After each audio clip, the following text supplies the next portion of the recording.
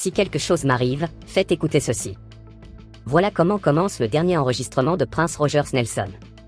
Quelques secondes plus tard, la salle d'audience se fige. Et Diddy, l'un des hommes les plus puissants de la musique américaine, explose en plein procès. Ce que vous allez découvrir n'est pas un simple scandale, c'est la chute en direct d'un empire. La salle d'audience était pleine à craquer dès les premières heures du jour. Rien d'inhabituel pour un procès de cette ampleur. Mais ce matin-là, l'atmosphère vibrait d'une tension différente. Quelque chose flottait dans l'air, une sorte d'électricité sourde, inexplicable. Les journalistes s'échangeaient des regards nerveux, les avocats installaient leurs documents avec une précision mécanique, mais personne ne savait encore ce qui allait frapper. 4 agents de sécurité se tenaient immobiles derrière la table de la défense. Le double du dispositif habituel. Aucun mot n'avait été prononcé, mais ceux qui avaient l'habitude des procès sentaient qu'un événement imprévu allait éclater. Diddy entra, impassible. Costume bleu nuit taillé sur mesure, sourire discret aux lèvres, il salua quelques soutiens dans la galerie. Un homme sûr de lui, entouré par ses avocats comme une muraille humaine. Rien dans son allure ne trahissait la moindre inquiétude. Et pourtant, à quelques mètres de là, un détail dérangeait, 2 techniciens installaient discrètement un matériel audio inhabituel du côté de l'accusation. Des câbles sortaient d'une mallette noire, des connexions étaient testées, des murmures échangés avec le procureur principal. Tout semblait indiquer qu'un élément inédit allait être présenté. Quelques minutes plus tard, le juge entra dans la salle. Il frappa de son marteau, observa l'assistance, puis s'adressa à tous d'une voix solennelle. Je vous rappelle que, peu importe la nature des preuves qui seront présentées aujourd'hui, je m'attends à un calme absolu dans cette salle. Toute perturbation entraînera une expulsion immédiate. Un silence pesant suivit. La tension venait de grimper d'un cran. Le procureur se leva, déroula calmement sa présentation comme les jours précédents. Témoignages, connexion entre témoins, détails techniques. Tout semblait suivre une routine bien huilée. Jusqu'au moment où elle s'interrompit net au milieu d'une phrase. Votre honneur, l'accusation souhaite maintenant soumettre une preuve audio essentielle récemment authentifiée par notre équipe médico-légale. Un murmure parcourut la salle. L'avocate s'approcha du juge avec un petit appareil noir dans la main. L'équipe de Diddy bondit immédiatement, contestant la légalité de cette soumission surprise. Les débats furent vifs, les gestes nerveux. Mais après quelques minutes, le juge trancha. La preuve a été dûment révélée pendant la phase de découverte. L'accusation peut procéder. Puis la phrase tomba, comme un coup près. Ce que vous allez entendre est le dernier enregistrement privé de Prince Rogers Nelson, réalisé peu avant sa mort. Un frisson parcourut la salle. Le nom de Prince venait de geler le temps. Les claviers des journalistes cessèrent de crépiter. Certains se regardaient, sidérés, comme s'ils n'étaient plus tout à fait certains d'être dans une salle d'audience. Prince. Le génie musical. L'icône. La légende. Allez parler. De l'au-delà. Le visage de Diddy se décomposa. Littéralement. Sa mâchoire se contracta.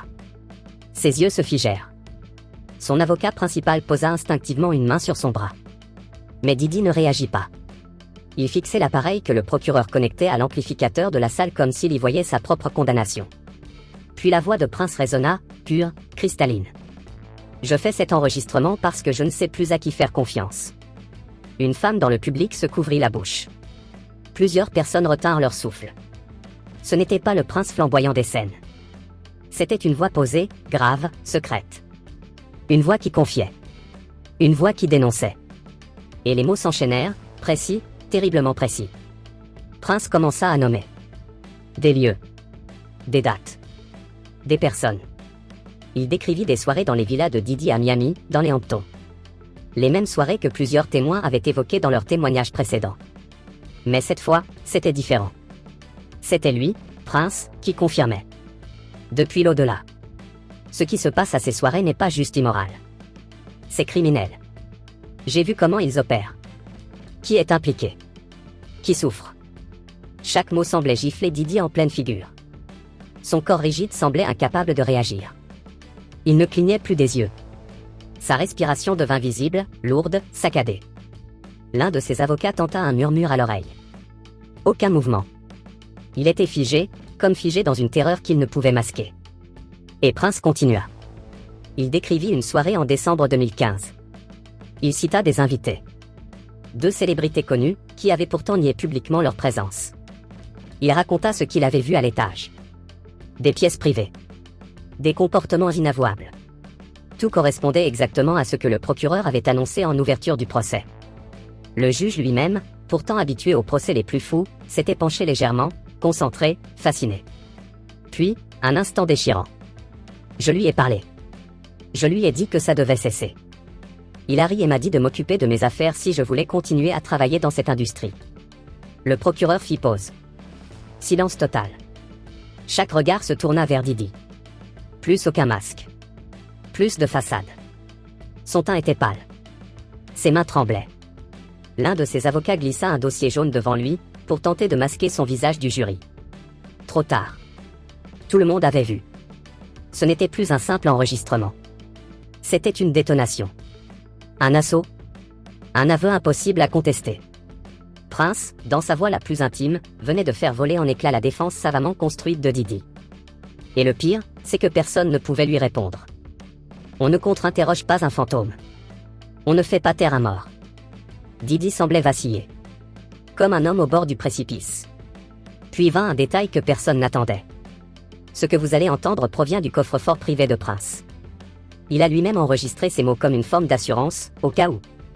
Cette fois, même les journalistes les plus aguerris cessèrent de taper. Certains prenaient appui sur leurs genoux, abasourdis. C'était trop. Trop fort. Trop net. Trop réel. La voix de Prince poursuivit, plus sombre encore. J'ai tout gardé. Les dates. Les noms. Ce qui s'est passé. Depuis 2007, je documente tout ce que je vois dans cette industrie. Les juristes présents se regardèrent. Ce n'était pas un témoignage hasardeux. C'était un journal méthodique. Une enquête secrète menée par l'un des plus brillants esprits de la musique. Puis, la bombe. La voix de Prince cita un montant précis, 2 millions de dollars remis à une victime présumée pour qu'elle garde le silence. Un autre virement de 1,3 million à un autre individu. Les mêmes chiffres, les mêmes noms que ceux déjà présentés par l'accusation lors des 2 premières journées. C'était fini. Tous les éléments concordaient. L'audio de Prince était devenu la colonne vertébrale du procès. Et pourtant, Didi ne bougeait toujours pas. Jusqu'à ce que Prince prononce une dernière adresse. Une villa à Beverly Hills, le 9 mars 2016. Didi se leva. Brusquement. Sans prévenir. Comme électrocuté. 4 agents de sécurité s'élancèrent immédiatement. Ses avocats attrapèrent sa veste, tentant de le ramener sur sa chaise. Panique totale. Puis, comme une lame surgissant d'un orage, il explosa. C'est un mensonge. Il n'était même pas là. Ça ne s'est jamais passé comme ça. Un hurlement. Une rage incontrôlable. Dans une salle d'audience où tout devait rester sous contrôle, la voix de Didi déchira l'espace. Un journaliste sursauta. Le juge frappa violemment du marteau. Monsieur Combs, tenez-vous. Encore un écart, et je vous retiens pour outrage au tribunal. Mais c'était déjà trop tard. La salle venait d'assister à l'effondrement d'un empire. En temps réel. Dans le silence revenu, seule la voix de Prince continuait de résonner. Inflexible. Irréversible.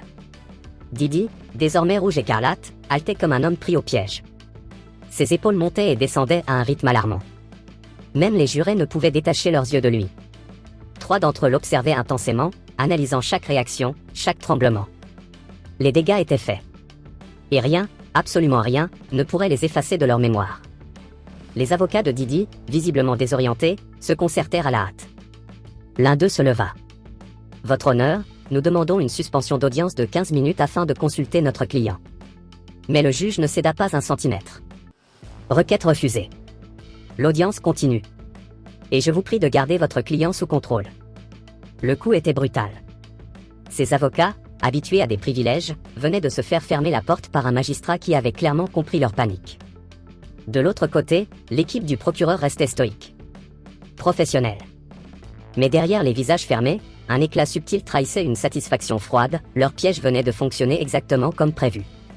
Un analyste juridique assis non loin murmura. C'est catastrophique pour la défense. Tout l'effort pour présenter Didi comme calme, innocent, détruit en 7 secondes. La suite fut un carnage méthodique. Les preuves matérielles défilèrent. Relevé bancaire. Transfert d'argent. Copie de NDA. Tous correspondaient au montant cité par Prince. Aucun doute n'était permis, ce n'était pas une simple coïncidence. C'était une structure organisée. Des silences achetés. Des vérités enterrées. Sur le banc de la défense, Didi transpirait à grosses gouttes. Son avocat lui tendit un bloc-notes pour lui donner quelque chose à tenir, mais il le repoussa du revers de la main. Il refusa également un verre d'eau. Le roi du contrôle était devenu l'ombre d'un homme traqué. À mesure que l'après-midi avançait, le contraste entre les deux camps devenait saisissant. Le parquet, implacable et organisé, déroulait les éléments de preuve comme les dernières pièces d'un puzzle sinistre. Chaque extrait de message, chaque extrait de témoignage, chaque photo placée à l'écran venait s'imbriquer dans les mots de Prince, comme pour sceller un verdict à venir. Et Didi, lui, n'était plus qu'un spectre. Son visage, si expressif les jours précédents, s'était vidé. Ses yeux fuyants cherchaient une échappatoire.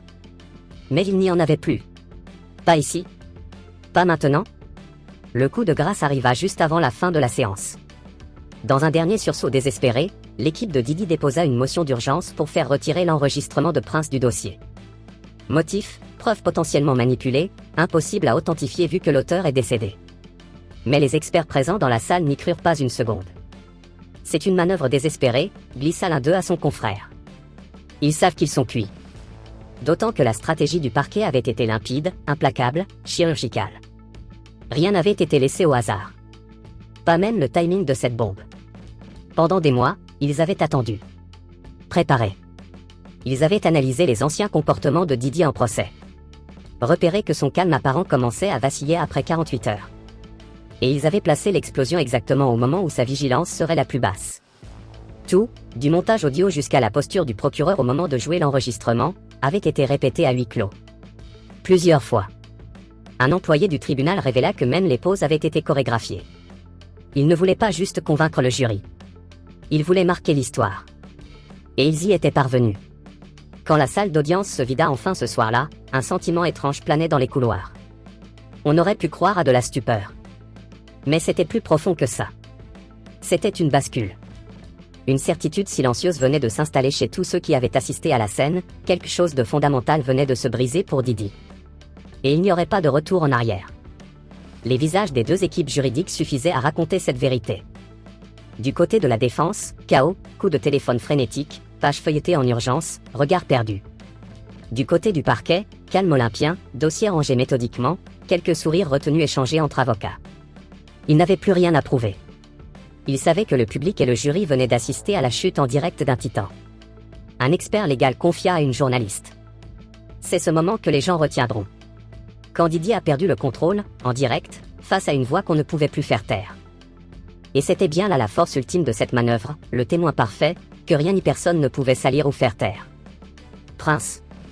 Une légende qui, depuis sa tombe, venait de changer le cours d'un procès et peut-être de l'histoire. Il avait nommé. Il avait prouvé. Il avait laissé une trace que même les meilleurs avocats ne pourraient effacer. Et à cet instant précis, une autre question se mit à hanter les couloirs de la cour. Et si ce n'était que le début ? Ce soir-là, les conversations dans les cercles fermés de l'industrie musicale prenaient une tournure inédite. Ce n'était plus seulement de la rumeur ou du buzz médiatique. C'était de la panique froide. Car si Prince avait laissé un enregistrement aussi précis, combien d'autres sommeillaient encore dans ses archives privées ? Combien de noms ? Combien de révélations capables de faire trembler les fondations d'un système entier ? Les murmures se multipliaient. Et si Prince en avait d'autres ? Et s'il avait aussi parlé d'eux ? Les avocats de célébrités qu'on croyait hors de portée commencèrent à passer des appels.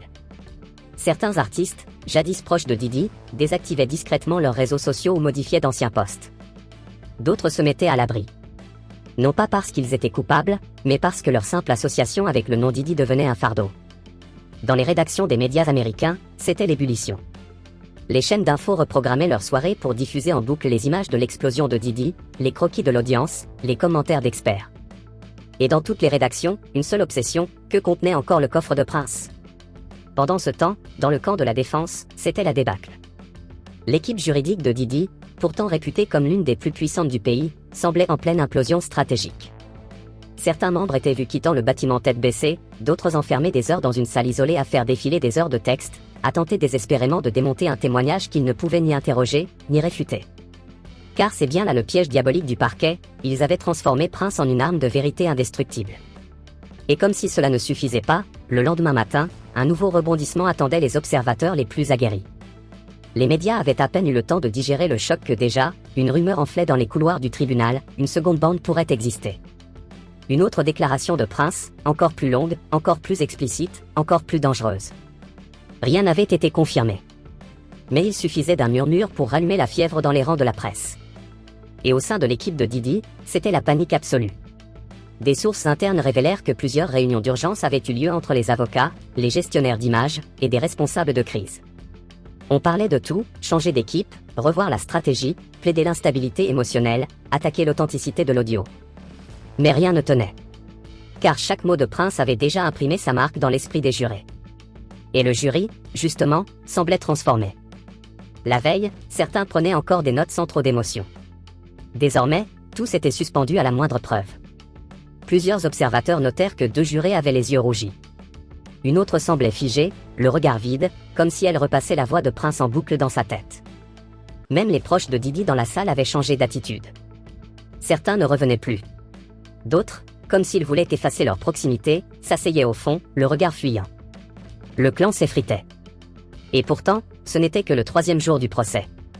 À l'ouverture de la 4e journée, les caméras des chaînes d'information n'étaient plus seulement postées devant le tribunal.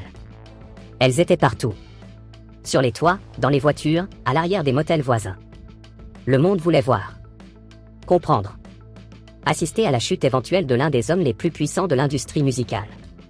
Mais à l'intérieur, la vraie tempête grondait ailleurs. Cassie Ventura, la principale plaignante, remontait à la barre pour un 4e jour consécutif. Et si beaucoup s'attendaient à un interrogatoire brutal, la réalité fut bien différente. Le regard qu'elle portait ce jour-là n'était plus celui d'une victime effacée. C'était celui d'une femme résolue, prête à aller jusqu'au bout, coûte que coûte. Mais la défense, elle, joua une carte inattendue, sortir des messages privés, explicites, envoyés par Cassie elle-même, datant de 2009. Des phrases brutes, comme « I'm always ready to freak off ». Le but était clair, peindre Cassie comme une partenaire consentante, voire enthousiaste, des fameux « freak-off ». L'équipe de Didi voulait démontrer que les actes décrits n'étaient ni des abus, ni des dérives, mais des jeux sexuels acceptés. Sauf que, quelque chose clochait. Les dates, le contexte, la manipulation émotionnelle.